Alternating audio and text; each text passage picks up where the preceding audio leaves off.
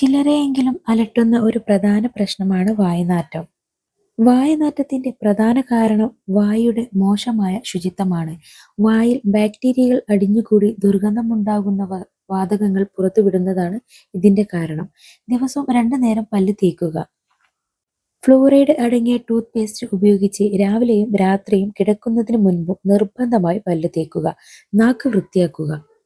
നാക്കിൽ അടിഞ്ഞുകൂടിയിരിക്കുന്ന ബാക്ടീരിയകളാണ് വായനാറ്റത്തിന് ഒരു പ്രധാന കാരണം. ടങ് ക്ലീനർ ഉപയോഗിച്ച് നാക്ക് ദിവസവും വൃത്തിയാക്കുക.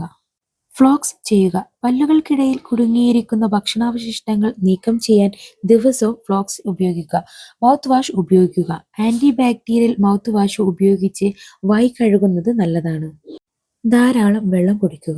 വായ എപ്പോഴും ഈർപ്പമുള്ളതായി നിലനിർത്താൻ സഹായിക്കും.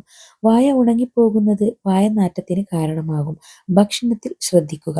ഉള്ളി, വെളുത്തുള്ളി പോലുള്ള കടുപ്പമേറിയ മണമുള്ള ഭക്ഷണങ്ങൾ കഴിക്കുന്നത് കുറയ്ക്കുക.